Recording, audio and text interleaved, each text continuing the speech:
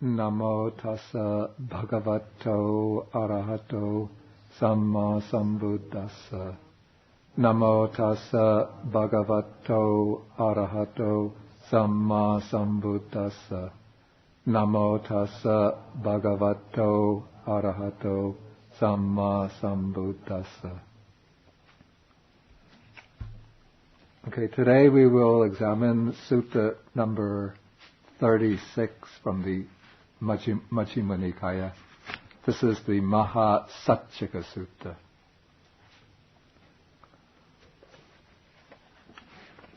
Now, last week we discussed the Mahabhaya Bhairava Sutta, which was Sutta number 4.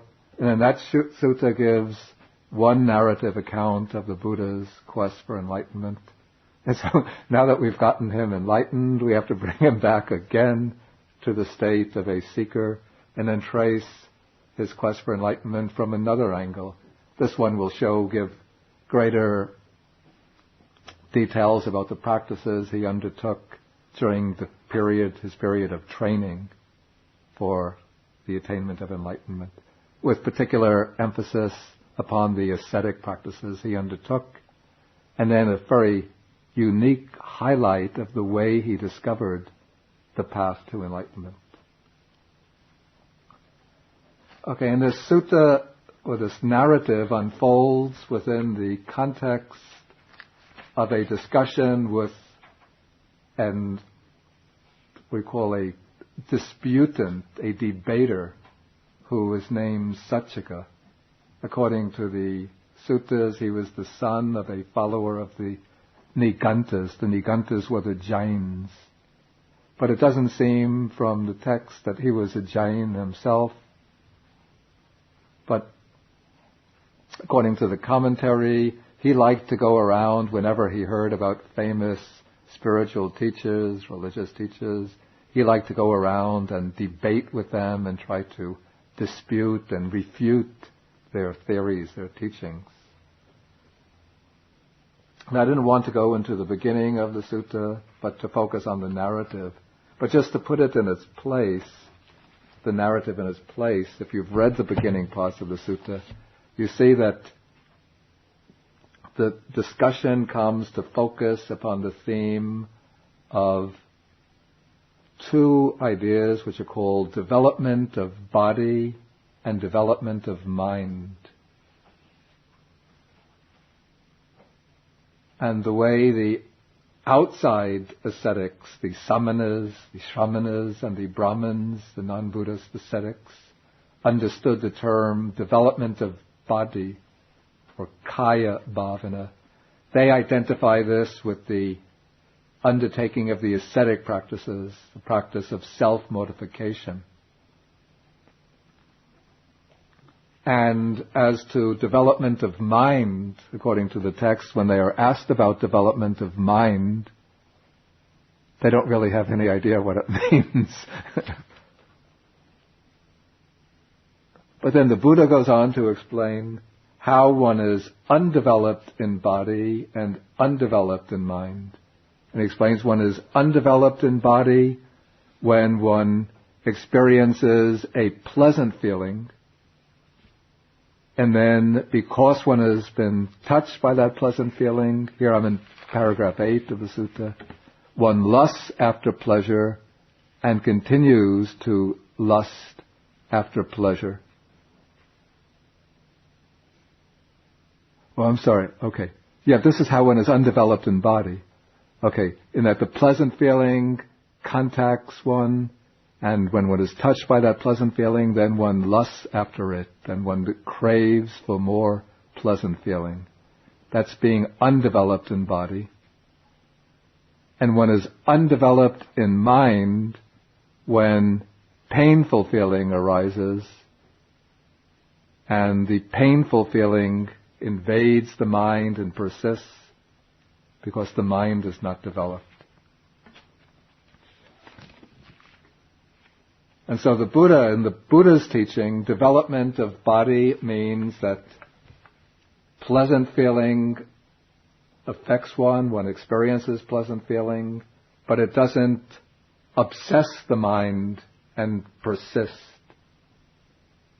And development of mind means that painful feeling, when it affects one, it doesn't obsess the mind and persist.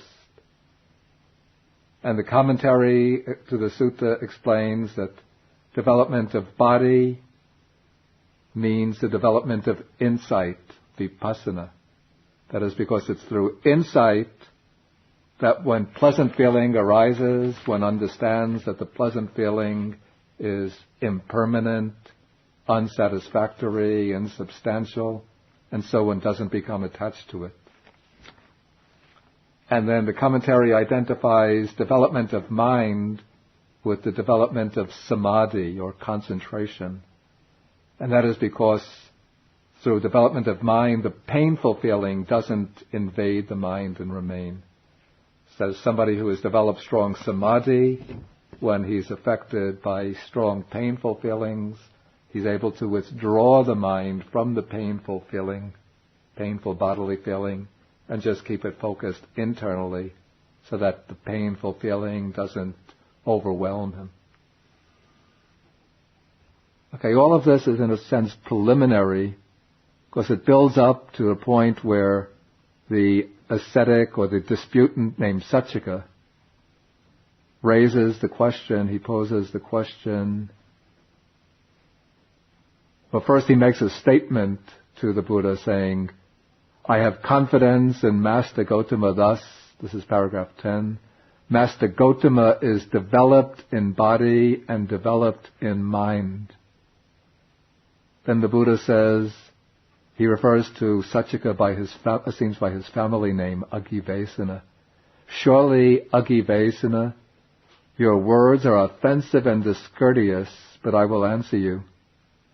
And I have to admit, I don't understand why the Buddha takes those words of Saccaka to be offensive and discourteous. It seems like Saccaka has made a statement extolling the Buddha and praising him. But perhaps all I could think of is that he might have said this with a sarcastic tone. But then the Buddha gives his answer and he says, since I shaved off my hair and beard and put on the yellow robe and went forth from the home life into homelessness, it has not been possible for arisen pleasant feeling to invade my mind and remain, or for arisen painful feeling to invade my mind and remain. And then Saccaka asked the leading question, has there never arisen in Master Gautama a feeling so pleasant it could invade his mind and remain?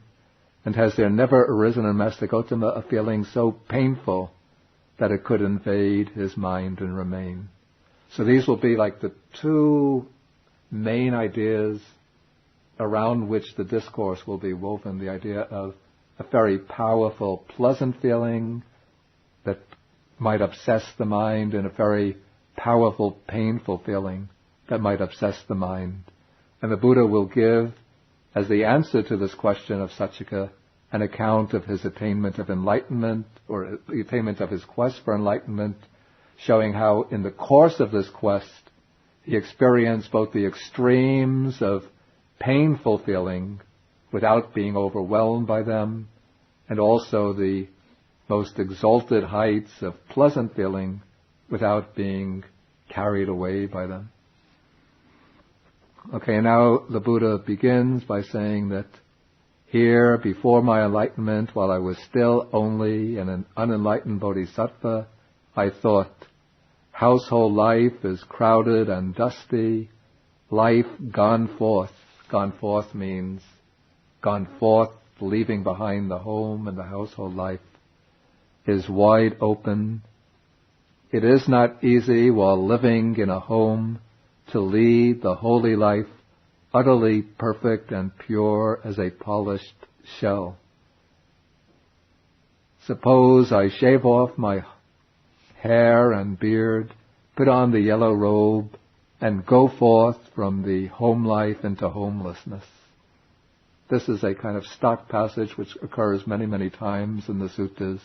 We often find it was spoken of not in relation to the Buddha, but just choosing a young person in general, showing the kind of thoughts that go into his mind and lead that person to the act of renunciation and to the adoption of the life of a monk.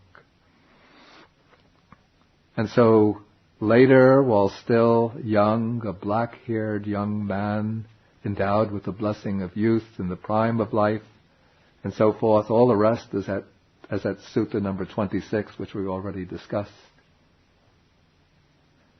And actually this takes us through, it covers a lot of the narrative portion of Sutta number 26. From 14 to 17, we have here the story about the Bodhisattva leaving his home, then going to seek instruction from first Alara Kalama, gaining the ability to attain the base of nothingness in meditation, then becoming dissatisfied with that, leaving Alara, seeking another teacher, finding Uddaka Ramaputta, studying under Uddaka Ramaputta, learning from him how to attain the base of neither perception nor non-perception, attaining it, then being appointed by Uddaka as the head of the community, rejecting that because he finds this attainment insufficient, then leaving and going off on his own, and finding a suitable place, a very beautiful, peaceful, quiet place. This was at Uluvela at Senanigama, and then sitting down there thinking, this will serve for striving. But in Sutta number 26, when the Buddha sits there thinking this will serve for striving, then it goes immediately into the account of his enlightenment, as though he attained enlightenment immediately, as soon as he sat down. But here this sutta branches off in a different direction, gives a different account.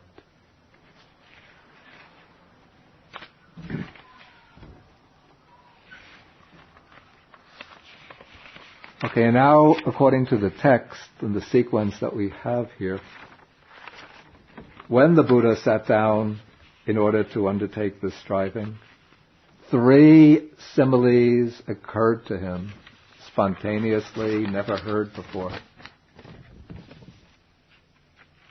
He says, suppose there were a wet, sappy piece of wood lying in water, and a man came with an upper fire stick, thinking, I shall light a fire, I shall produce heat.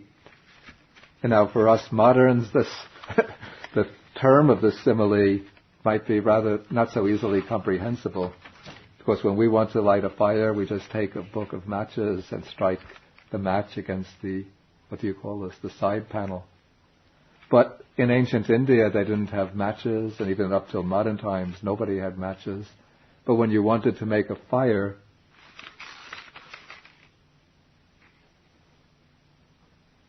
you had to take a piece of what they call 2 fire sticks, 2 sticks especially made for producing fire, and rub them against each other until a certain degree of heat builds up, and then, I guess, sparks are given off, and one uses those sparks to light the fire. I don't have any personal experience with this myself. Okay, so in this case, we have a man finding a wet, sappy piece of wood which has been lying in water, and then he takes an upper fire stick and he thinks to produce fire by rubbing together the fire stick with this wet, sappy piece of water. And certainly, by doing so, he's not able to produce fire. And the man reaps only weariness and disappointment. And so now the Buddha continues, as to those recluses and Brahmins, or ascetics and Brahmins, samana, brahmana, who do not live bodily withdrawn from sensual pleasures, and whose sensual desire, affection, infatuation, thirst, and fever for sensual pleasures has not been fully abandoned and suppressed internally. Even if those good recluses and Brahmins feel painful, racking, piercing feelings due to exertion, they are incapable of knowledge and vision and supreme enlightenment.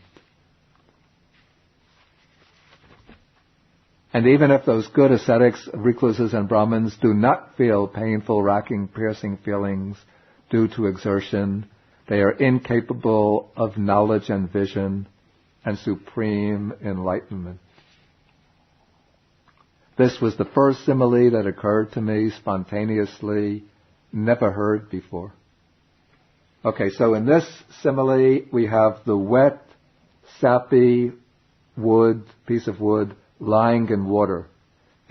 Here, lying in water means or corresponds to an ascetic, a practitioner, still physically enjoying sensual pleasures, but seeking enlightenment while enjoying sensual pleasures.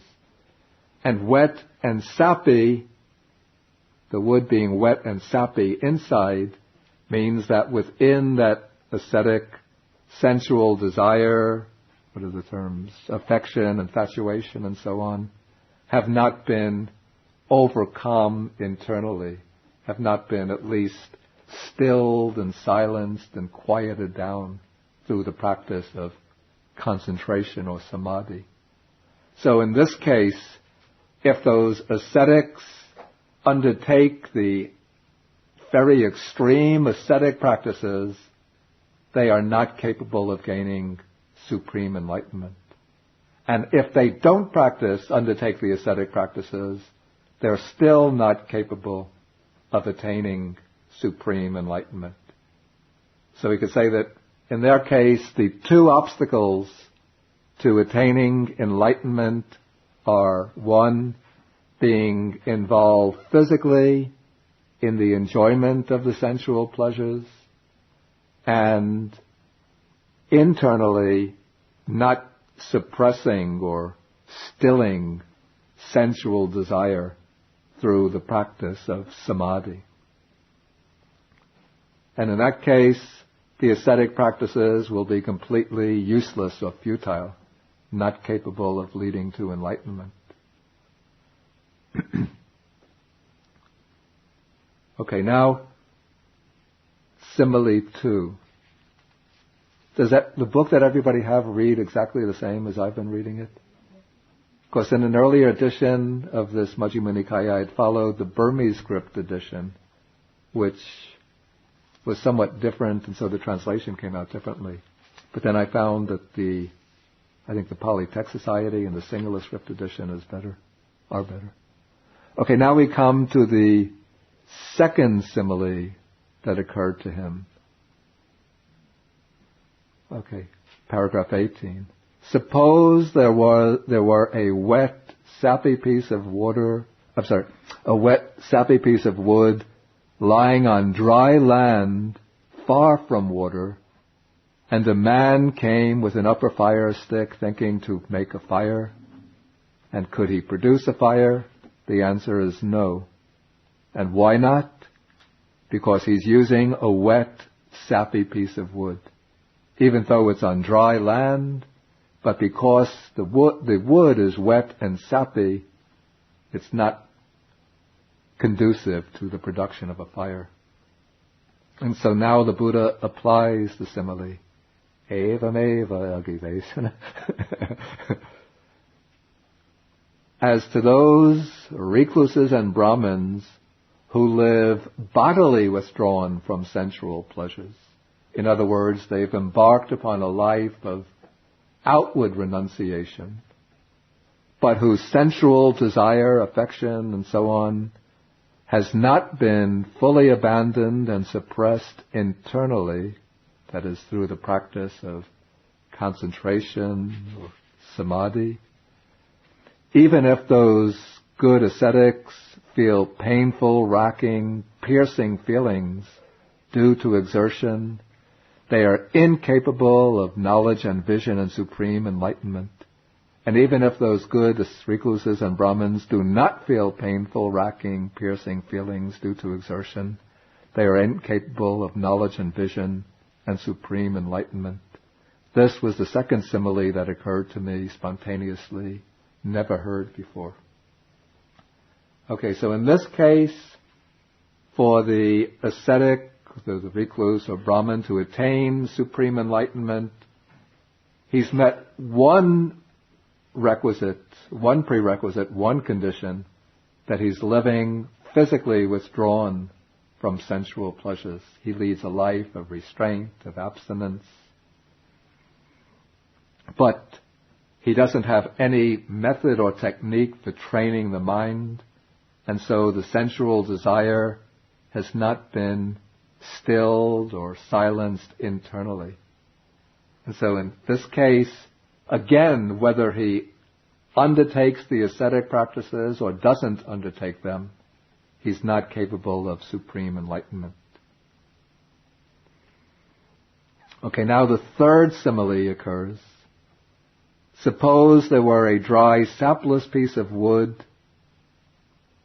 lying on dry land far from water, and a man came with an upper fire stick thinking, I shall light a fire, I shall produce heat. Could this man produce heat by rubbing against the dry, sapless piece of wood lying on dry land far from water?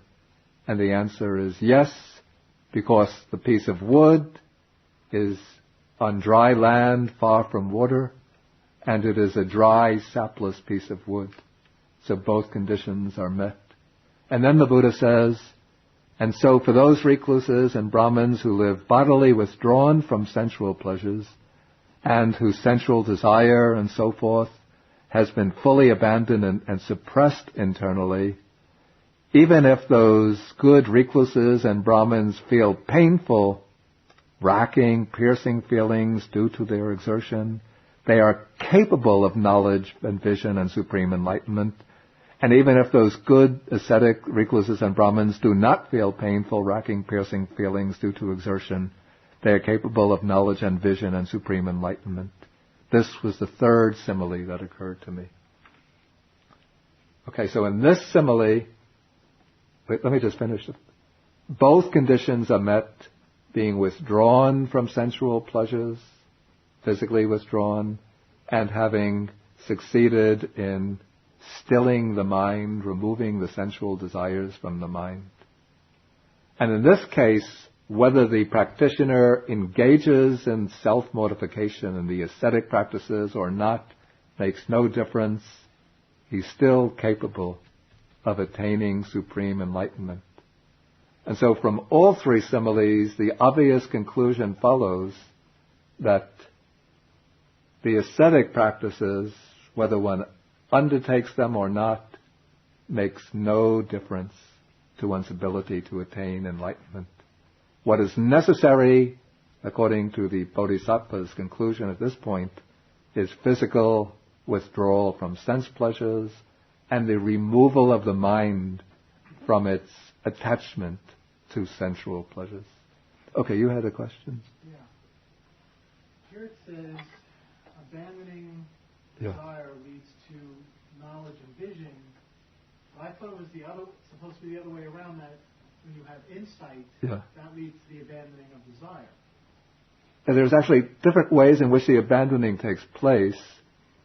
What is meant here is the withdrawal of the mind from its involvement with sensual desires through the attainment of deep concentration, which will serve as the basis for insight to arise.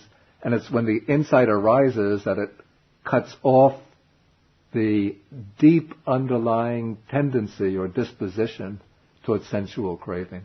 Okay, so it's withdrawing versus uprooting. Right, that's a good word, uprooting. It's uprooting that takes place through insight or through the maturation of wisdom. But here, what is called, it's a kind of temporary abandoning through the cultivation of concentration. In the commentaries, they develop a distinction. They call one is called The cutting off is samucceda bhana.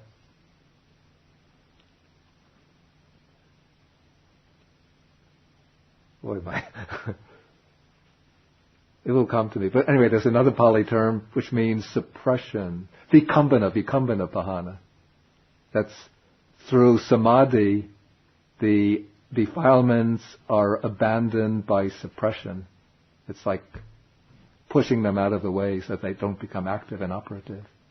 But through the maturation of panya, wisdom, samucceda, which means cutting off, eradication, uprooting. Okay, now this is interesting, what comes next. Because here now the Buddha says, okay, I thought, suppose with my teeth clenched and my tongue pressed against the roof of my mouth, I beat down, constrain, and crush mind with mind. Actually, I just thought of this from another angle. Okay, so then with my teeth clenched and my tongue pressed against the roof of my mouth, I beat down, constrained, and crushed mind with mind. Okay, the rest you could read on for yourself. I don't have to explain this in detail. What struck me as rather strange, and which makes me suspect that the sequence in the sutta has gotten jumbled in the course of transmission, because the conclusions that the Bodhisattva has just come to about the uselessness of ascetic practices for the attainment of enlightenment should be the kind of conclusion that he comes to after he has undertaken all the ascetic practices and then sees that they're useless. And then he should think, okay, since the ascetic practices are useless, then I have to find some other way to enlightenment. Well, is it possible that when he says these similes occurred to him, is it possible he's saying they're occurring to him right now in his conversation? No. He's indicating that the similes occurred to him. The text definitely uses the past tense here, and it gives the impression that the similes occurred to him while he sat there striving. And even the commentary accepts it in that sense, and it gives, I have to say, an unconvincing explanation why the Bodhisattva undertook the ascetic practices after coming to the conclusion that they're useless. I give the commentary explanation in note 387. That's on page 1229. Or actually, the commentary explanation is on 1230. The commentary says that the Bodhisattva undertook this practice of austerities to show to the world his own exertion, then to show that the quality of energy gave him joy. And second, he did so out of compassion for later generations, to inspire them to strive with the same determination that he applied to the attainment of enlightenment.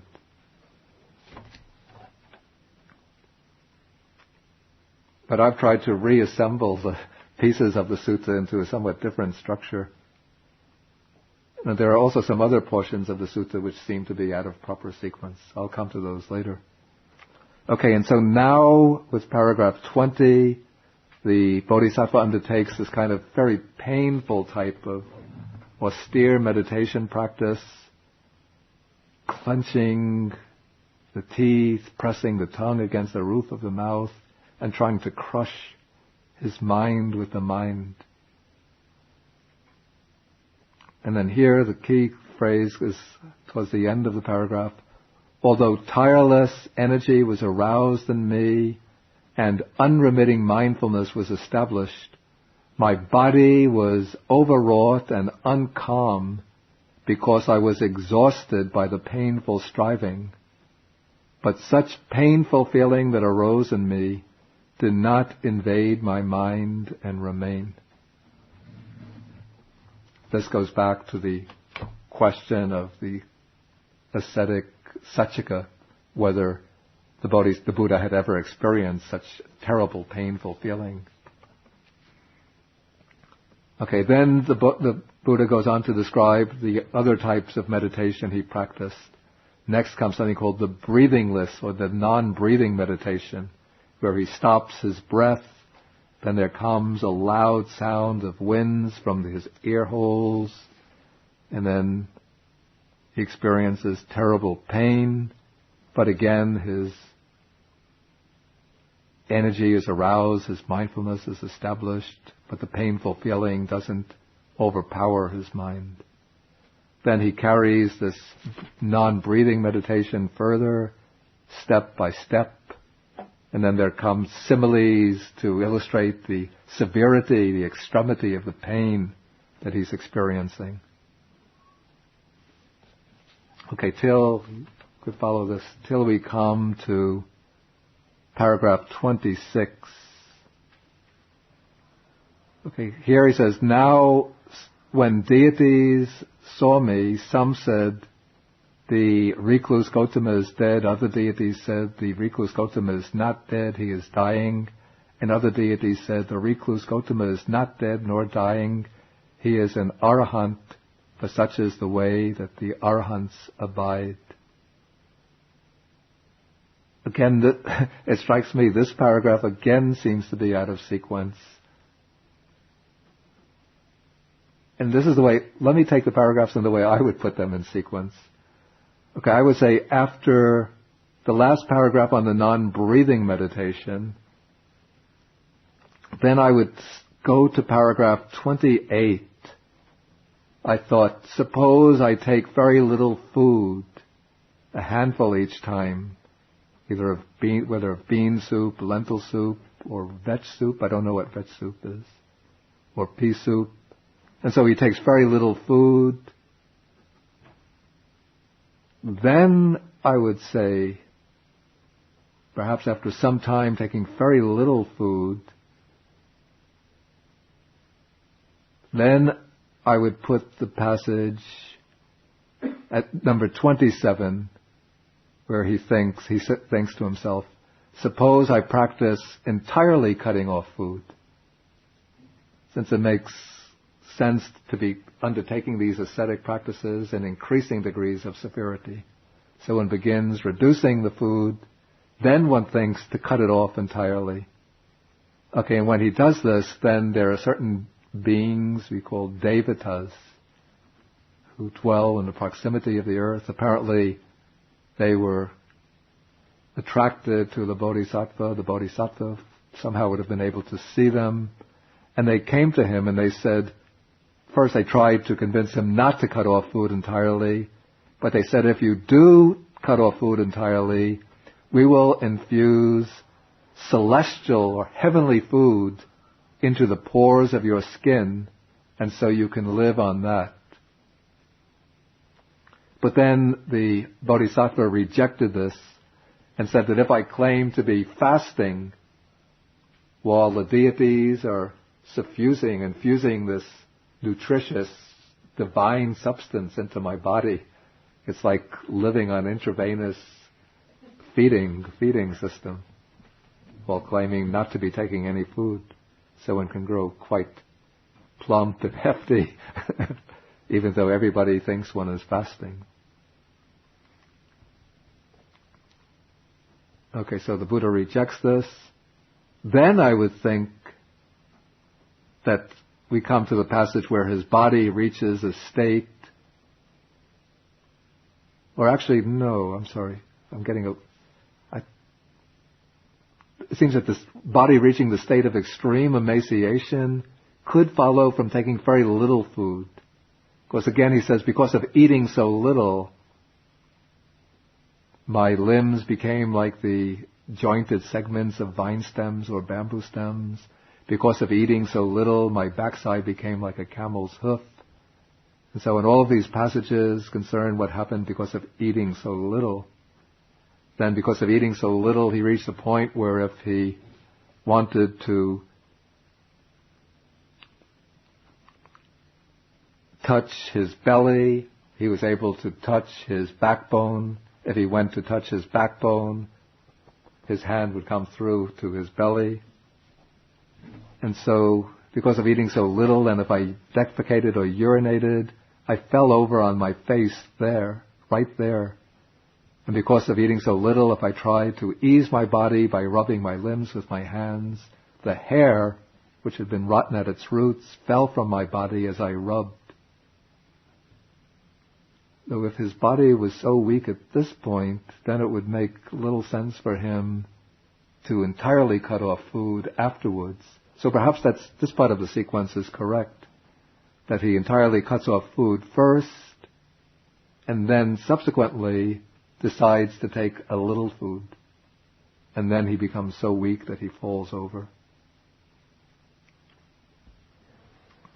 Okay, then now some people, when they saw me, that's the color of his skin changes. So some people think that he was black-skinned, others brown-skinned, others golden-skinned. His skin originally had a very clear, bright color, but the skin had turned dark through his ascetic practices. It would seem at the point where he falls over on his face because of eating so little, that this should be the point where paragraph 26 comes. When deity saw me, some said that the recluse Gautama is dead. Others said the recluse Gautama is not dead, but he is dying. And others said the recluse Gautama is not dead or dying. He is an arhat. Anyway, these are some of my theories. But now at paragraph 30, here now the Bodhisattva draws the conclusion. He says, whatever recluses or ascetics in the past have experienced painful, racking, piercing feelings due to exertion, this is the utmost. There is none beyond this. And whatever recluses and Brahmins in the future will experience painful, racking, piercing feelings due to exertion, this is the utmost. There is none beyond this. And whatever recluses and Brahmins at present experience painful, racking, piercing feelings due to exertion, this is the utmost. There is none beyond this.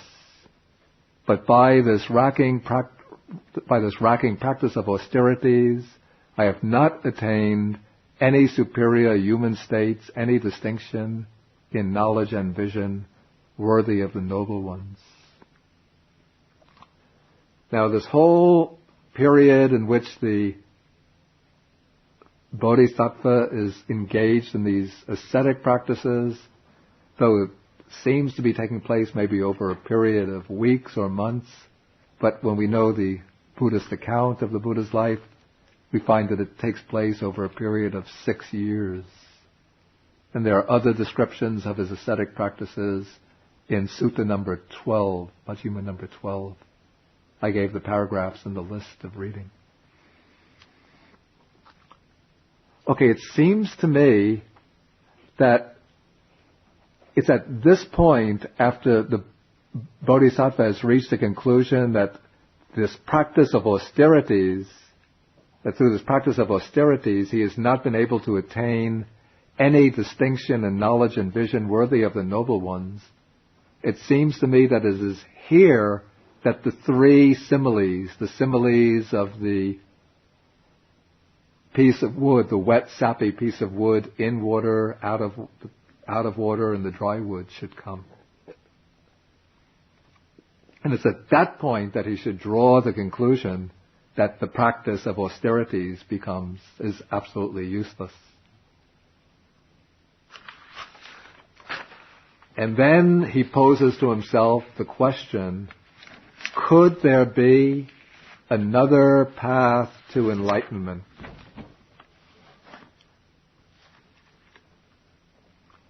And then he considers, you're in paragraph 31, I recall that when my father, the Sakyan, was occupied, while I was sitting in the cool shade of a rose apple tree, quite secluded from sensual pleasures, secluded from unwholesome states, I entered upon and abided in the first jhana, which is accompanied by applied and sustained thought, with rapture and pleasure, born of seclusion.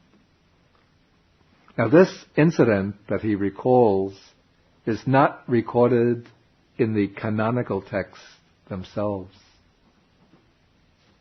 And so the commentary to the Majjhima Nikaya provides an explanation of what this is referring to.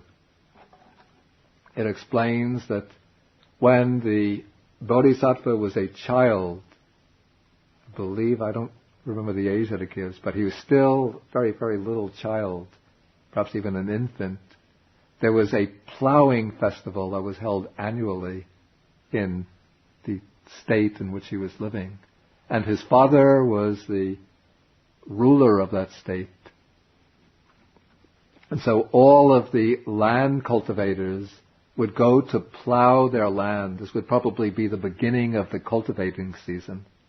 And his father, as the ruler, would be the leader in the act of cultivation. And he would have a golden plow with which he would plow the land. And so when that ceremony took place, they brought the little baby prince on a couch covered by a net, I guess a mosquito net, and they left it under a tree. And his father and all of the other farmers and people, citizens, all went to the field for the plowing ceremony. And while the little infant child was resting in the shade of the tree, for some reason, just spontaneously, he sat up, crossed his legs, and began attending to his in and out breathing. And as he was attending to the breathing, the mind became concentrated, and he entered into the first jhana. And then, of course, the commentary has to give a somewhat supernatural feature to the story. It explains that the Bodhisattva prince continued sitting in that meditative state for some time, and the sun, of course, would have been moving across the sky. And as the sun moved across the sky, the shadows of all of the other trees moved in accordance with the motion of the sun. But the shadow that was covering the Bodhisattva still remained unmoving in order to keep him cool and fresh.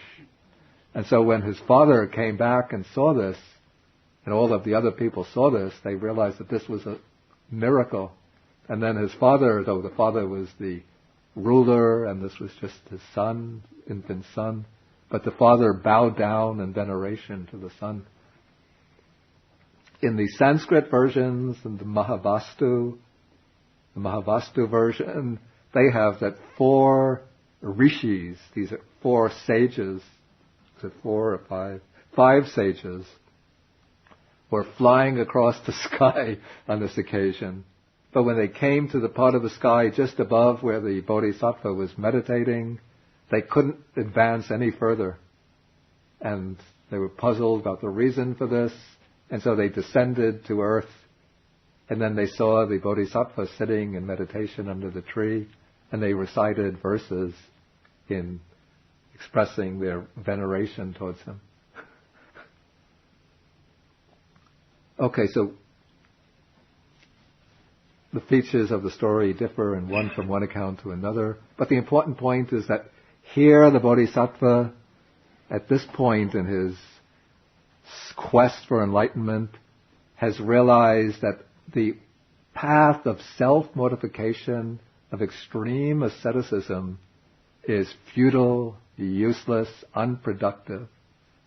And seeking some other way to enlightenment, he's come to a recollection of this boyhood experience of the first meditative absorption, first jhana. And then the question comes into his mind, could this be the path to enlightenment? And then following on that memory came the realization, that is the path to enlightenment. And when that thought came to his mind, there might have been some doubt coming up along with it, some hesitation, some reluctance to accept that conclusion. The reason being that it was such an established principle of Indian spirituality during that period that the practice of asceticism is the way to enlightenment, and that any kind of pleasure, any kind of joy is to be shunned, is dangerous, is fearful. That he might have thought that the pleasure, the joy, the rapture, the pleasure of this meditative experience, maybe like this is the seduction of Mara, of the evil one, rather than the true way to enlightenment. So he must have paused and reflected on this for some time before coming to that conclusion that this is the way to enlightenment. Because then he thinks in paragraph 32, why am I afraid of that pleasure which has nothing to do with sensual pleasures and unwholesome states? And then he made a kind of determination to himself. I am not afraid of that pleasure, since it has nothing to do with sensual pleasures and unwholesome states. And now here I can raise an interesting and rather puzzling question, which I don't have a definite answer to myself. When the Bodhisattva was practicing with training under his first two meditation teachers, Alara and Uddaka Ramaputta, he learned the practice for attaining the base of nothingness and the base of neither perception nor non-perception. Now these are, we call, formless meditative absorptions, the arupa jhanas. And in the traditional account of the Buddhist meditative training, to get to one meditative absorption, one has to go through the lower ones. And so, to get to the third formless attainment, it would seem, one would have to learn first the first jhana, master that, then master the second jhana, third jhana, fourth jhana, then go to the base of infinite space, base of infinite consciousness, then come to the base of nothingness. And so, it seems, though the texts don't say this, that when the Bodhisattva was training under these first two teachers, he would have learned the jhanas under them as well.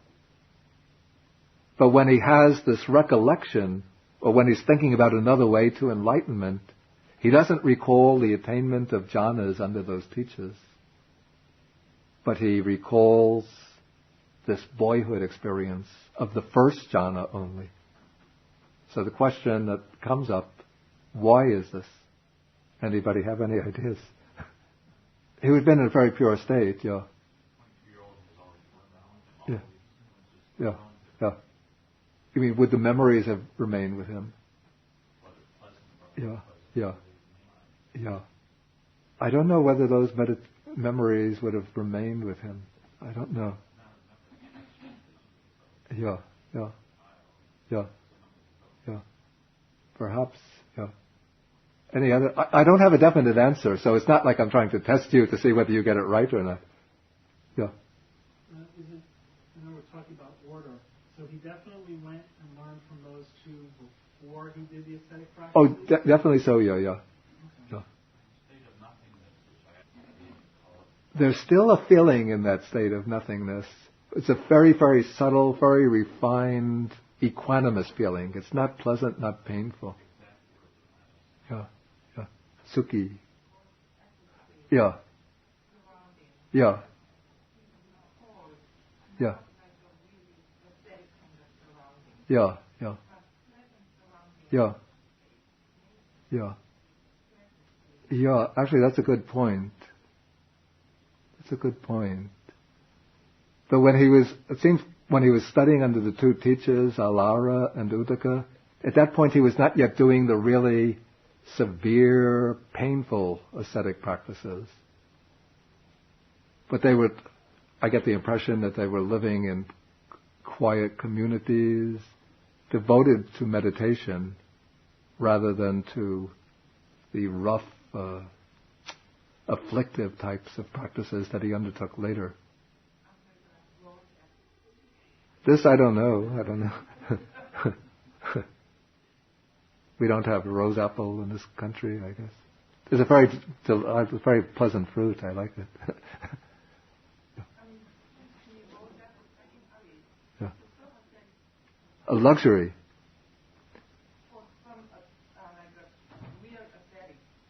Maybe so. But generally the ascetics would stay under the shade of, often they would stay under the shades of trees. Though some would expose themselves to the heat of the sun during the hot season and the cold of the open air during the cold season.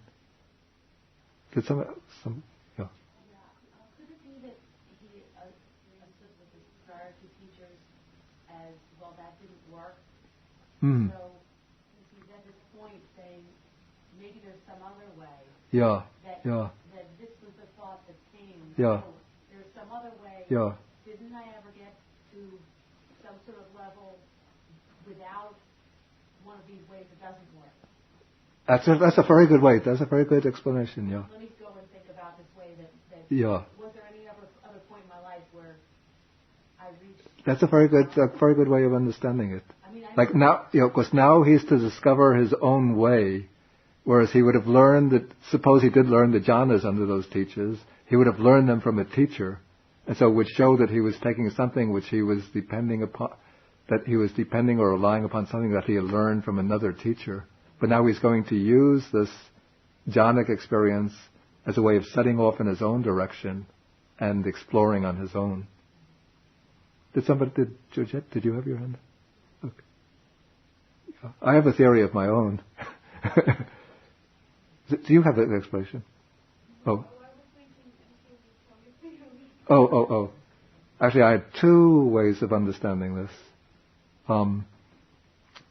It seems that they're both hypothetical.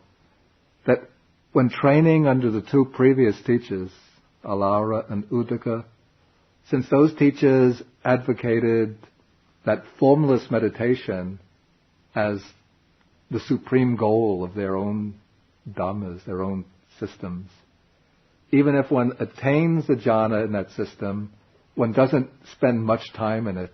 One just attains it very briefly in order to pass on quickly to go up and to reach the highest formless attainment possible in their system. And so when practicing with those teachers, the Bodhisattva never really considered this state as something to be made solid, to be made firm, to be developed, to be explored, but just use it as a kind of quick stepping stone onto the next stage in order to get to the highest formless attainment. Another hypothetical explanation, actually now three come to mind. This is the second. Perhaps in those systems there are ways to get to the formless absorptions that don't proceed through the jhanas. Maybe they use some type of device, I don't know what kind of device it could be, some technique which will bring the mind, perhaps visualizing the infinity of space or imagining, conceiving infinite space, and then just thinking space is infinite, space is infinite. And perhaps those meditators would go directly, once their faculties are strong and mature enough, they'll go directly into the formless attainment without having to pass step by step through the jhanas. That's my second explanation. The third explanation relates to this theme of the sutta in which the Buddha is trying to show how he experienced first certain very painful states without being overwhelmed or crushed by them. And so he discusses, there he relates his ascetic practices. And then the other theme is that of how he experienced certain pleasant states without being carried away by them. And so now the jhanas will be introduced as a way to show what are those pleasant states that he experienced without being carried away by them, without being obsessed by them.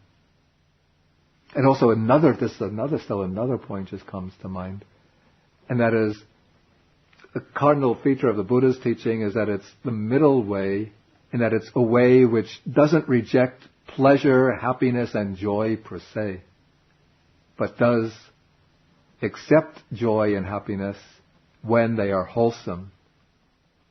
And so now the Buddha wants to introduce the jhanas as a way of showing this kind of wholesome joy and happiness. And his attitude towards the jhanas, if he did attain them when practicing under the two teachers, they might have had the attitude that the joy and happiness of the jhanas is something to be discarded, something to be looked upon even with fear and with something that one should immediately become detached from in order to gain the equanimity of the formless attainments. But here now the Buddha wants to hold up the jhanas as being happy, pleasurable, joyful states which can be used as a way to gain enlightenment. I think by remain, in the case of pleasant feeling, in the case of pleasant feeling, the pleasant feeling arises, and that's invading the mind, and it remains, and that the mind becomes attached to the pleasant feeling. And so one goes on desiring repetition of that pleasant feeling, intensification of it, deepening of it. Then the painful feeling, the expression, invades the mind and remains. That means when the painful feeling arises, then the mind gets crushed or overwhelmed by the painful feeling and is not able to endure it or to withstand it with equanimity. That's the way I would understand it. Yeah. Any questions? Yeah. One day you said something about accepting joy and happiness when they are wholesome. Right, yeah. Could you just define a little bit what is wholesome, so that we don't misunderstand what joy and happiness, a wholesome kind of joy and happiness means? Okay, according to this sutta here, it's the joy and happiness that arise. Of course, there's joy and happiness that arise in many states of consciousness. But here, the Buddha is specifically pinpointing the joy and happiness in the first jhana. But to take a broader perspective of wholesome and unwholesome joy and happiness, Buddhism distinguishes states of consciousness into wholesome and unwholesome states. And what defines a state of consciousness as wholesome or unwholesome are the associated mental factors, particularly 3 factors which are called the root factors of the state of consciousness. So states of consciousness which are rooted in the 3 unwholesome roots, that's craving, desire or greed, hatred, aversion, dislike, and then ignorance or delusion. Those are unwholesome states of consciousness. And so there are there are experiences of pleasure which arise in those unwholesome states of consciousness, particularly when greed or desire or craving is satisfied. And one eats delicious food, one becomes happy. That's an unwholesome state of consciousness. It's kind of joy or happiness that arises in an unwholesome state of consciousness. Some people, they get a new car and they can drive around and show off and shame their neighbors with their new car. That gives them a certain pleasure. But that pleasure, it's rooted in the defiled mental state, so it's unwholesome. Or one gets revenge on an enemy and one feels some gratification for doing so, as we see in the world when particularly Israelis and Palestinians destroy members of each other's communities, and they feel happy. Okay, that brings some happiness which is rooted in aversion or hatred, so that's unwholesome. Okay, but then there are wholesome states of consciousness These are states of consciousness rooted in the three wholesome roots. Technically, they're called non-greed, non-aversion, non-delusion. But non-greed means generosity or detachment. So when one gives something to help, say, poor people, one experiences some joy or happiness because of the thought that one is helping to alleviate the suffering of others. So that's a wholesome joy or happiness. Or one, say, when one undertakes the precepts, one realizes when observing pure conduct, then one feels joy or happiness. That's a pure, wholesome type of conduct. Or when one does Buddha puja, veneration of the Buddha, or focuses the mind on the Buddha, Dharma, and Sangha, then one feels joy or happiness. That is a wholesome type of happiness. So, generosity, non-aversion or loving kindness, or panya or wisdom. Through non-aversion, when one develops loving kindness, or states of mind associated with loving kindness, there comes joy and happiness that's wholesome. And when one develops wisdom, understanding of the Dharma, insight into the teachings of the Dharma, or insight into direct insight experiences, then it's wholesome joy and happiness. And so normally in our day-to-day practice we have to eliminate and weed out the unwholesome states and cultivate wholesome states and build up a certain momentum, wholesome momentum in the mind. And then that will provide a foundation for developing, we call the superior wholesome states, like the jhanas. And we've come to the passage on page 340, where the Bodhisattva has been seeking a way to enlightenment by subjecting himself to these extremely painful austerities, following the practice of self-mortification. And then he has recalled an experience when he was a child, when his father went to the plowing festival and left him sitting in the shade of the rose apple tree. And just spontaneously, without any instruction, somehow he knew to cross his legs, and he entered into the first meditative absorption, the first jhana. According to the commentary, this happened by attending to his in and out breathing. So it was the mindfulness of breathing that he was practicing. And in this state he experienced a sublime piti and sukha, rapture and bliss,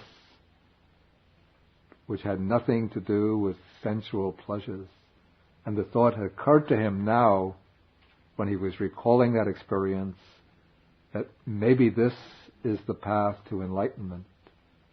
Then following on that memory, there came to him the realization that this is the path to enlightenment, and that he has nothing to be afraid of in the pleasure and the bliss of that meditative state, because it is not tainted by sensual desires and by any other unwholesome states. So that's as far as we got last time.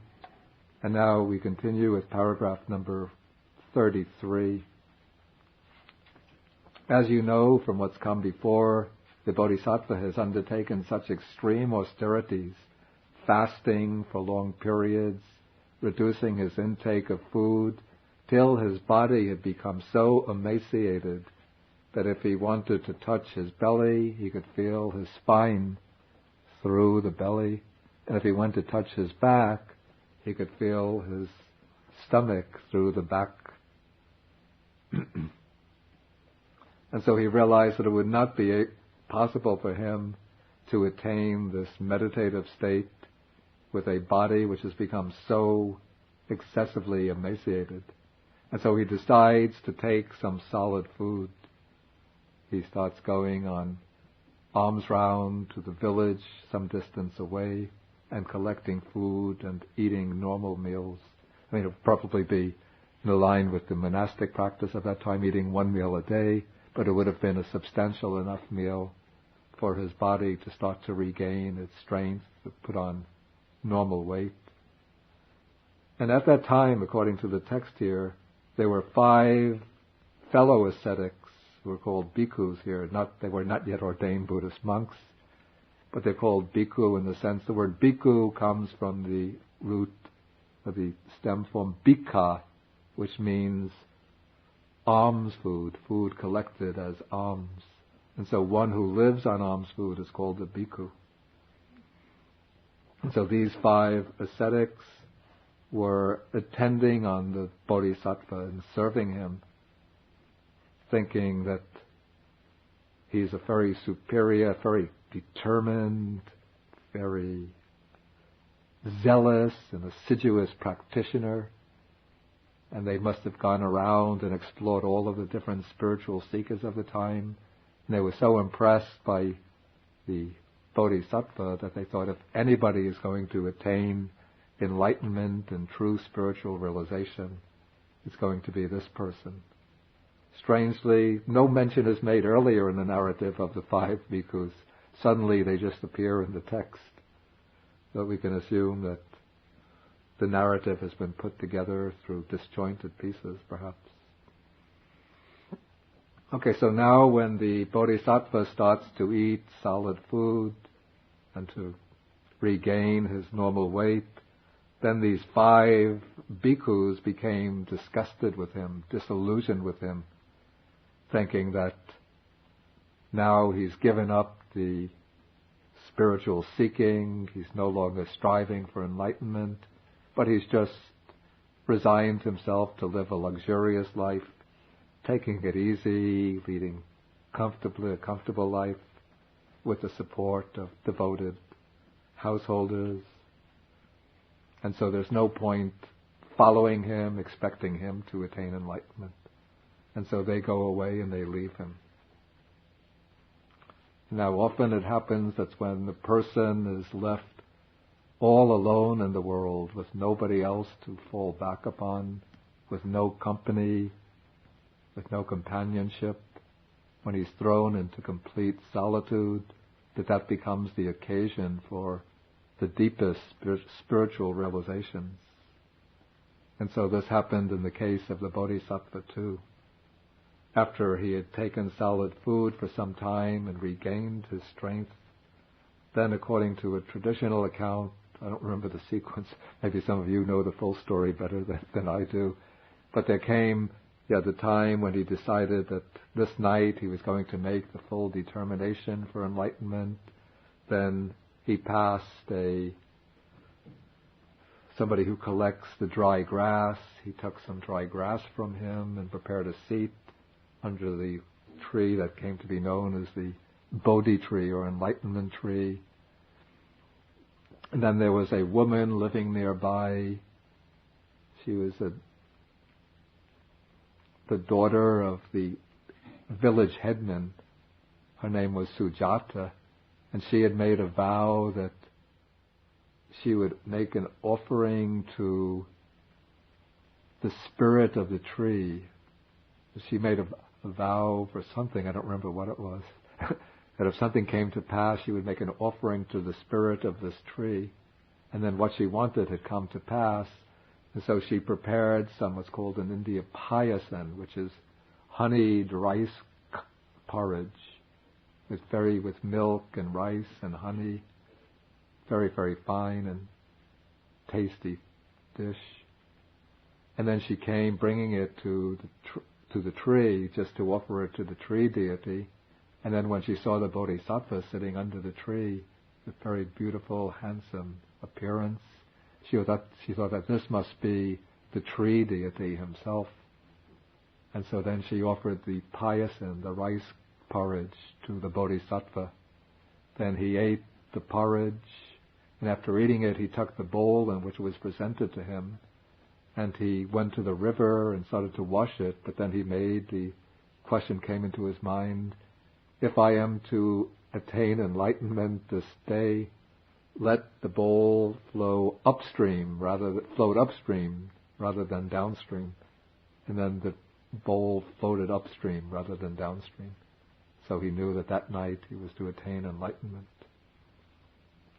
And so then, as night comes, he sits under the Bodhi tree. In fact, here we're now recounting the same passage which we already encountered in Sutta number 4, in the Bhayabhairava Sutta.